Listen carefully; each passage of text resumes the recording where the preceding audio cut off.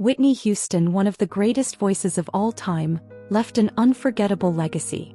In this video we explore her entire journey, from her childhood in Newark, New Jersey, influenced by gospel music, to her global success with hits such as I Will Always Love You and Saving All My Love for You. Learn details about the release of iconic albums such as Whitney and My Love Is Your Love, and her performance in The Bodyguard, which established her as a global star. We also talk about the personal challenges she faced, including her marriage to Bobby Brown, her struggle with drugs, and the impact this had on her career. Relive her attempted comeback and the last days of her life, marked by tragedy but also by a desire to start over. Her immortal legacy, her awards and honors live on, inspiring generations. Have you ever heard of a star whose brilliance seemed destined to light up the world from the day she was born? That is the story of Whitney Houston. If you are passionate about biographies and enjoy remembering iconic moments of great personalities, this is the right place for you. Subscribe to the channel, activate the bell, and share with someone special. Whitney Elizabeth Houston came into the world on August 9, 1963, in the city of Newark, New Jersey. Her birth was like a gift to a family that already had music running through their veins. Her mother, Cissy Houston, was a renowned gospel singer and backing vocalist, someone who lent her voice to music legends such as Elvis Presley and Aretha Franklin. From the cradle, Whitney was surrounded by melodies, chords, and voices that echoed through the house as if they were predestined to shape the future. Imagine a house full of life, where every corner seemed to be a stage. On Sundays, Whitney went to church with her mother and siblings. It was at New Hope Baptist Church that she began to discover her passion. The choir's voices filled the space with such emotion that you could feel the music in your heart. And there she was, a small girl, but with eyes full of dreams and ears attentive to every note. Whitney was not alone in her musical universe. Her cousin, the legendary Dionne Warwick, was already a soul and pop star, with a voice that enchanted crowds. And as if that were not enough, her godmother was none other than the Queen of Soul, Aretha Franklin. Whitney grew up listening to the powerful voices of these women and learning the importance of singing with her soul. She didn't just listen, she absorbed each melody as if it were part of her very being. While other children her age played with dolls or ran around the streets, Whitney spent hours listening to records and watching her mother rehearse. Cissy was more than a mother. She was a mentor, a living inspiration. When Whitney began to sing, it was not just the voice of a little girl. It was something bigger, something that made anyone who heard her stop and take notice. When Whitney turned 11, she gathered her courage and went on stage at her church, New Hope Baptist Church, to sing in the choir for the first time. It was just another Sunday, but for Whitney it was a special day. Her simple dress and shy posture hid what was to come. As soon as she began to sing, the sound of her voice filled the room in a way that no one there would forget. The song she chose was a classic gospel hymn, full of emotion and complexity. Whitney didn't just sing, she delivered each word as if it were a prayer. It was as if her voice had the power to reach not only people's ears, but their hearts. The congregation, accustomed to hearing young talent, fell into absolute silence, absorbing every note. After the performance, the reaction was immediate. Applause, tears, and even a few murmurs of disbelief. Everyone knew they were in the presence of something unique. One of the older members of the church said, "That girl doesn't sing like a child. She sings like someone who has lived a lifetime." It was as if, when she opened her mouth, she was giving life to something magical. Her voice had a pure tone, full of emotion, which seemed impossible for someone so young. People who heard her said, "That girl has a gift that cannot be taught." Still, life in Newark was not easy.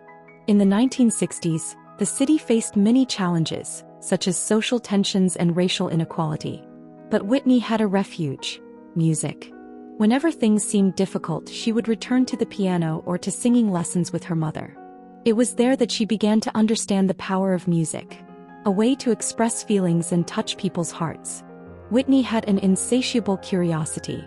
In addition to gospel, she listened to soul, jazz, and even rock. Cissy always said, "If you want to be a great singer, you have to listen to everything. You have to feel the music as if it were a part of you." Whitney listened to the advice and let music enter her life in every possible way. At a young age, she already showed something special. But who could have imagined that this shy girl, who liked to sing hidden in her room, was destined to become one of the greatest voices of all time? So, Can you imagine how music completely transformed Whitney's life and how she was about to shine like never before? Stay with me in this story and discover how destiny began to shape the legend called Whitney Houston. Have you ever seen someone so young sing as if her soul was telling a story? That was Whitney Houston. Whitney continued to perform at church, and each time she walked down the aisle, she seemed more confident and engaged. Her performances began to attract people from other neighborhoods, who came especially to hear her sing. Even at such a young age, she already demonstrated impressive vocal control, alternating between soft and powerful notes with ease. Although she was still just a child, Whitney began to be invited to perform at local events. Weddings, funerals, and community gatherings were the stage for her voice, which always left a mark wherever it went. Whitney's mother, Cissy Houston, was by her side at every performance, offering support and guidance. Cissy knew her daughter's talent was rare and needed to be honed with care. A defining moment of this period was when Whitney performed solo for the first time at a community event. Cissy had chosen a challenging song that required not only vocal technique but also a lot of emotion. Whitney was nervous, but when she began to sing, something magical happened. Her voice seemed to transcend age and experience, connecting with everyone present in a profound way. "When she sings, you feel something inside," a neighbor would say, pointing to her heart. She was born for this. Despite her talent, Whitney was not just a musical prodigy. Offstage, she was a girl like any other, balancing school and responsibilities with rehearsals and performances. But deep inside her, something was telling her that her life would be much bigger than Newark. Each performance was a small step toward a future she could not yet imagine. And so, with each note sung, Whitney began to pave the way to the destiny that awaited her. But do you know what happened when she finally left the church and started showing the world what her voice could do? Don't leave, because the best is yet to come. The first step to fame, adolescence and career as a model. Before Whitney Houston became the voice that conquered the world, she was a face that turned heads wherever she went. As a teenager, Whitney began to show that her brilliance went far beyond her voice. With her elegant height, flawless skin, and dazzling smile, she drew attention even when she wasn't singing. It was on an ordinary afternoon, while accompanying her mother to a performance in New York, that Whitney was approached by a modeling agency scout. He saw something in her that was undeniable, a magnetic presence that could shine on both the catwalk and the stage. Whitney, then 16, began doing small jobs as a model. In a world dominated by standards that didn't always include diversity, her unique beauty was a breath of fresh air. She quickly gained notoriety and appeared in a few advertising campaigns, but her big break came when she landed a photo shoot for 17 magazine. At the time, it was unusual to see Black women on the covers and in fashion editorials. Whitney not only broke this barrier but also brought new representation to young Black women who dreamed of being in the fashion industry. "It was something new to me," she would say years later, "but the stage was always my favorite place to be, whether it was to sing or pose for a camera." Despite the glamour that the fashion world offered, Whitney never lost her connection to music. Backstage at photo shoots, she was often seen humming while having her hair done or her clothes adjusted. This passion did not go unnoticed. Once, during a photo shoot, a music producer who was passing by heard her singing. He was so impressed that he told her, "You have something special. This talent deserves to be heard by the whole world." It was during this period that Whitney began to balance her life as a model with music. Cissy Houston remained her rock, encouraging her daughter to never lose sight of her true dream. "Fashion is a good place to start, Whitney," Cissy would say, "but your voice is what will change the world." Modeling was important because it gave Whitney something crucial: confidence and stage presence. While other teenagers struggled with insecurities, Whitney was learning how to move in front of the camera and deal with the pressure of being the center of attention. These skills would come in handy later on when she traded the runway for the crowded stages. While the world of modeling was exciting, Whitney knew deep down that it wasn't where her heart lay. She wanted to sing. And it was around this time that her life took an unexpected turn. While performing alongside her mother at clubs in New York, she was noticed by Clive Davis, the legendary producer for Arista Records. He saw in her not just a voice, but a star potential that rarely comes along in the world. This encounter would change her life forever. But was the world ready for Whitney Houston? Spoiler, they had no idea what was coming. Stay with me to find out how this young model became a music legend. Explosion of success. Release of first album. When Whitney Houston released her music into the world, it was as if the earth stopped to listen. After years of preparation, the big moment arrived. In 1985, at just 21 years old, Whitney released her first album, titled simply Whitney Houston. From the first chords, it was clear that this was not just an album. It was a phenomenon. Whitney was ready to show the world what her voice could do, and music would never be the same again. Right off the bat, the album brought hits that seemed to come from another planet. Saving All My Love for You, for example, was a ballad so powerful and emotional that it seemed written especially for the depth and range of Whitney's voice.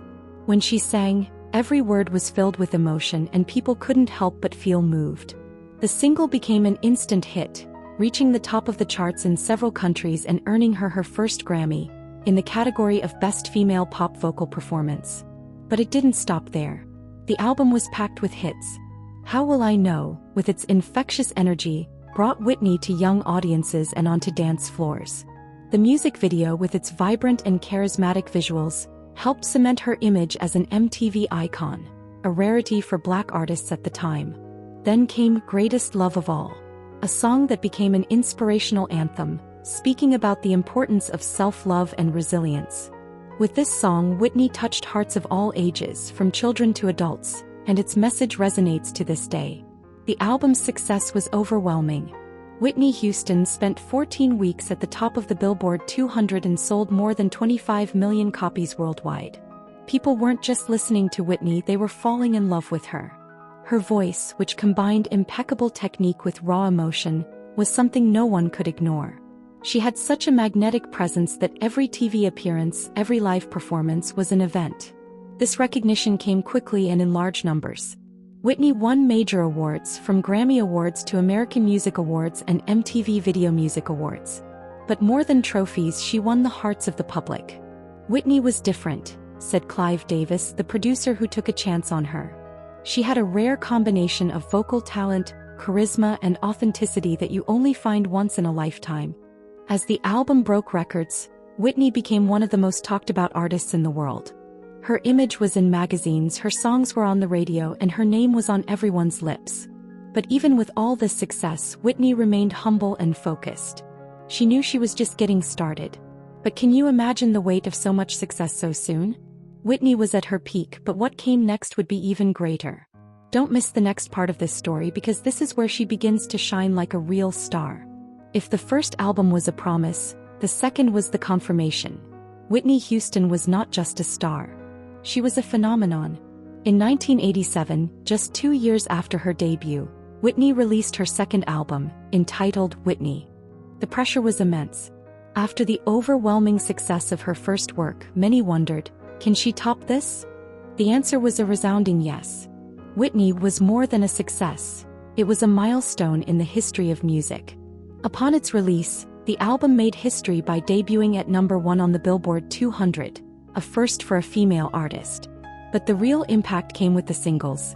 The album brought a string of hits that not only dominated the charts, but also defined an era. Whitney became the first woman to have 7 consecutive singles at the top of the Billboard Hot 100, breaking records and opening doors for future generations of artists.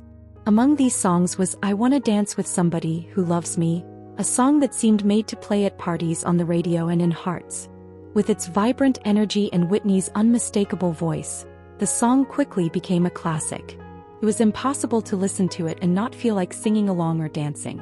The music video, with its vibrant color palette and Whitney's infectious joy, cemented her image as a complete artist, charismatic, powerful, and accessible.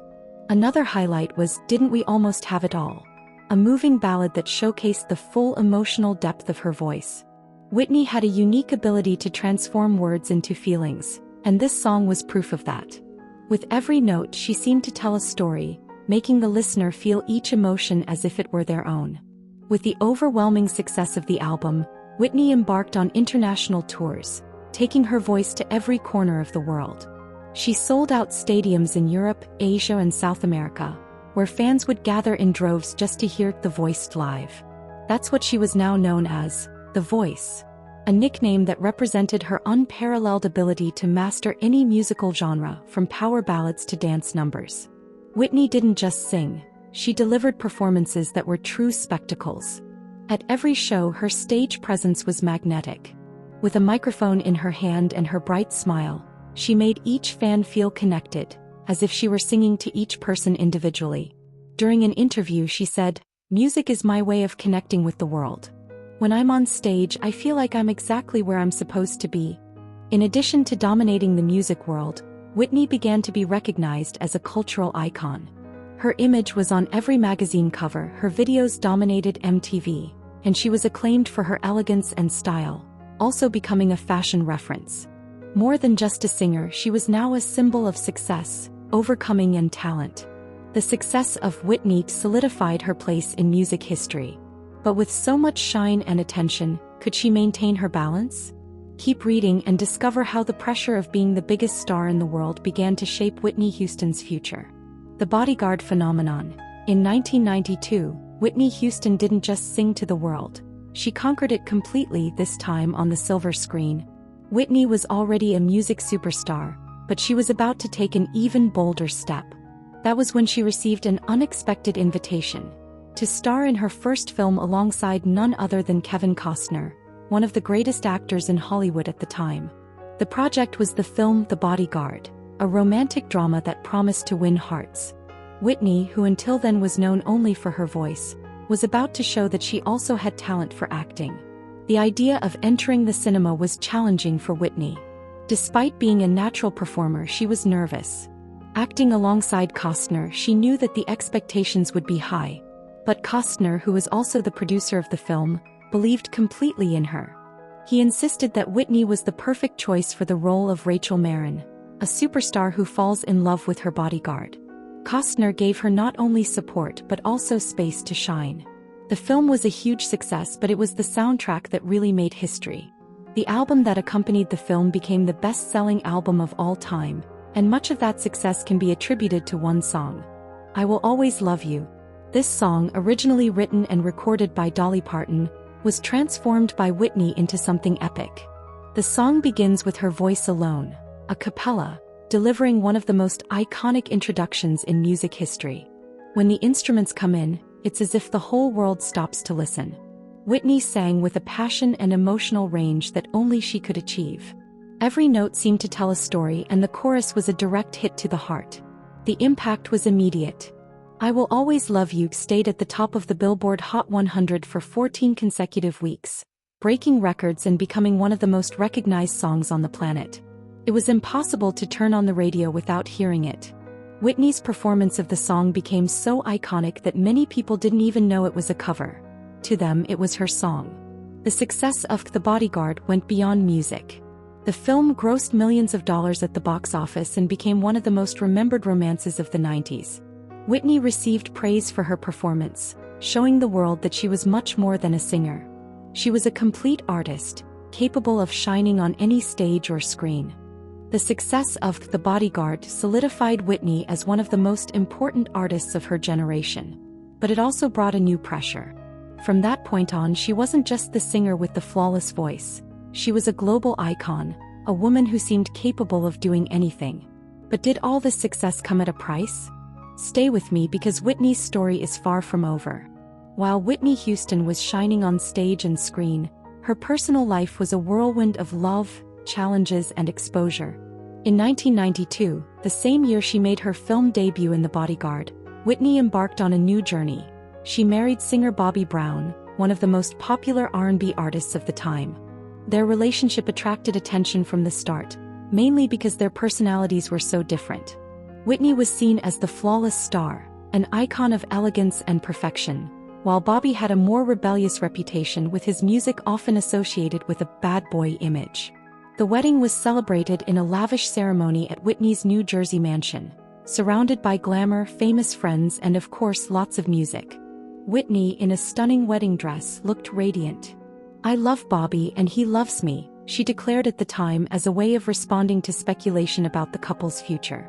But their love would soon be intensely scrutinized by the media, which followed every detail of their lives. The following year, in 1993, The couple had their only child, Bobby Christina Brown. For Whitney, becoming a mother was one of the most important moments of her life. She often described Bobby Christina as the light of my life and made a point of prioritizing her daughter, even in the midst of her hectic work schedule. Photos of Whitney holding her daughter in her arms showed a more intimate and warm side of the star. But while Whitney seemed to find joy in motherhood, challenges in her marriage began to emerge. Her relationship with Bobby, often tumultuous, quickly became the subject of media scrutiny. Rumors of fights, infidelity, and erratic behavior began to circulate. Whitney had always been very private about the details of her personal life, but it wasn't easy to hide the difficulties when the spotlight was constantly on her and her family. Despite this, Whitney and Bobby had moments of great complicity and love. They often appeared together at public events, laughing and exchanging affection, trying to show the world that they were united. Bobby also accompanied Whitney on tours and shows, and the two occasionally shared the stage. Whitney was determined to create a happy home for Bobby Christina. She made sure to keep her daughter by her side whenever possible, taking her to trips and events. "I want her to know that no matter what happens, she is loved," Whitney would say. But the weight of fame, combined with the strains of her marriage, began to take a toll on her personal and professional life. Even so, Whitney never stopped showing her love for Bobby and her daughter. To her, family was everything, and she fought to maintain that unity despite the challenges. How would Whitney's life deal with the pressures of marriage and fame? And how would it impact the legend she was building? Stay with me, because the story of Whitney Houston still has much to reveal. Behind the bright spotlight and the acclaim, Whitney Houston's life began to face shadows that not even her powerful voice could dispel. After years of overwhelming success, Whitney's personal life began to overlap with her career. During the late 1990s, rumors of marital problems between Whitney and Bobby Brown became increasingly frequent. The tensions in their relationship, which had previously been the subject of speculation, became more public, with reports of fights and complicated situations. To the media, they were a fascinating, and often explosive, couple. However, it was her drug use that began to take the spotlight in a worrying way. Rumors that Whitney was struggling with drug addiction began to circulate, shattering her image as a flawless star. The public, accustomed to seeing Whitney as strong and elegant, began to notice changes in her behavior. Some of her public appearances were marked by delays, unstable performances, and a posture that was not the Whitney that the world knew. One of the most emblematic moments that marked this phase was an interview that Whitney gave Diane Sawyer in 2002. During the program, Whitney directly addressed the rumors about her drug use. It was at this moment that she said the famous phrase, "Crack is whack, crack is ridiculous," an attempt to divert attention from the accusations. Despite this, the interview revealed the vulnerable state in which she found herself, making it clear that she was facing an internal battle. The difficulties did not stop there. Her relationship with Bobby Brown also seemed increasingly strained. The two were involved in a series of controversies, including reports of erratic behavior and domestic violence. Whitney, once seen as an icon of strength and grace, now faced scrutiny from the media that did not spare criticism of her personal life. Her career inevitably began to suffer. Albums that were once guaranteed successes began to fail to reach the same heights. Whitney canceled shows and tours, and her performances, which had previously been considered flawless, became inconsistent. Those who knew her knew she was struggling, but the weight of fame and pressure was overwhelming. Even so, Whitney tried to remain resilient. She knew there was still a way back, that music could be her redemption. During an interview, she said, "I'm not perfect. Nobody is. But music will always be my truth." But could Whitney find the strength to get back to the top? Follow along, because even in the midst of difficulties, Whitney Houston's shine never completely faded. Even in her darkest hours, Whitney Houston proved that there was still light within her. After years of facing rumors, personal challenges, and the burden of being one of the most famous artists in the world, Whitney tried to regain control of her career. In 1998, she released the album My Love Is Your Love, marking her first major work in 8 years. This was not just an album, it was a cry of resistance, proof that Whitney still had a lot to say and sing. The album was a change of direction from the style that had marked her previous work. Whitney delved into a more contemporary sound, blending R&B, reggae, and pop with her signature powerful vocals. The title track, My Love Is Your Love, became an anthem of love and perseverance. With its catchy rhythm and heartfelt lyrics, the song conquered radio and gave Whitney another spot at the top of the charts. Other hits from the album, such as It's Not Right But It's Okay, showcased a more empowered side of Whitney. The song spoke of resilience in the face of adversity, a message that seemed to mirror her own life. Her vocal performance was more mature, with a tone that conveyed both vulnerability and strength. I'm here, Whitney seemed to say with every note. The album was a commercial and critical success, selling millions of copies and earning her major awards, such as the Grammy for Best Female R&B Vocal Performance for It's Not Right But It's Okay. The world tour that accompanied the album was also a milestone, allowing Whitney to reconnect with her fans around the world. At each show, she was greeted with applause and love, as if the audience wanted to remind her that her voice was still a treasure. However, even with this success, Whitney's personal life continued to be a constant struggle. Her marriage to Bobby Brown remained tumultuous, and her drug problems continued to haunt her. Despite her attempts at recovery, the challenges always seemed to find a way to return. During an interview around this time, Whitney admitted, "Music is my salvation, but the struggle within me is real." In the 2000s, Whitney still had moments of glory. She participated in major events, including tributes and TV specials, where her magnetic presence still left audiences in raptures. However, it was clear that personal and professional pressures continued to weigh on her journey. "She never completely gave up," said Clive Davis, her longtime mentor. Whitney had an inner strength that kept her going, even when it seemed like everything around her was falling apart. Whitney was determined to keep going, but the hardships were not easy to overcome. Could the spark that enchanted the world still have enough power to light her way? Stay tuned, because the story of Whitney Houston is not over yet.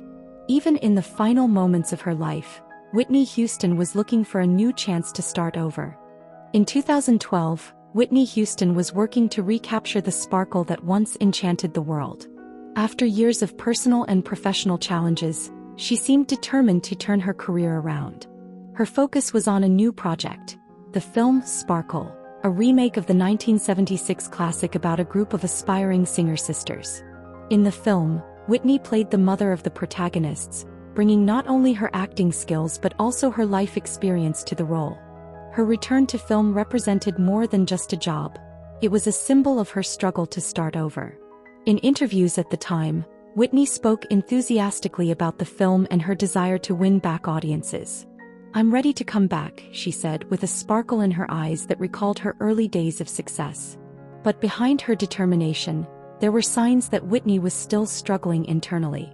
The weight of years of pressure, family problems, and drug addiction could not be ignored. Although she was undergoing treatment and trying to rebuild her life, relapses were constant, showing how difficult the fight was. On the night of February 11, 2012, Whitney was in Beverly Hills, California, staying at the luxurious Beverly Hilton Hotel. She was in town to attend the pre-Grammy party hosted by Clive Davis, the man who discovered her talent decades earlier.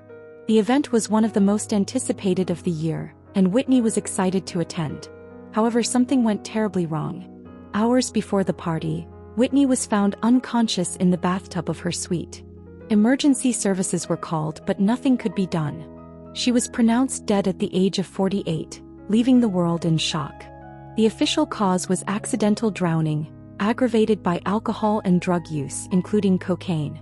News of Whitney's death spread quickly, leaving fans, friends, and colleagues devastated. That night's Grammys, which were supposed to celebrate music, became an unexpected tribute to the legend who had just passed away.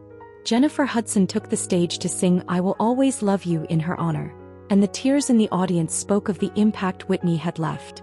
Whitney Houston's loss was felt around the world. Artists from every generation paid tribute, remembering her not only as one of the greatest voices in music, but also as someone who inspired millions. "She was human like the rest of us," said Clive Davis. "But what she gave us with her music was divine." Despite her tragic death, Whitney Houston's legacy lives on. Her songs still touch hearts, and her story remains a reminder that even the greatest talents face challenges. Whitney was more than just a singer. She was a symbol of hope, strength, and humanity. And so, even in her absence, Whitney Houston continues to shine. Because a voice like hers will never be forgotten. In the wake of her death, the world has continued to celebrate Whitney Houston's greatness. She was not just an artist who defined an era. She was an icon who redefined what it means to be a legend. Her name continues to be mentioned among the greatest singers of all time, and her work continues to inspire artists of all generations.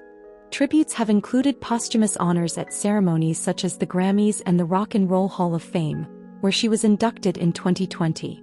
Her music lives on, with billions of streams on digital platforms.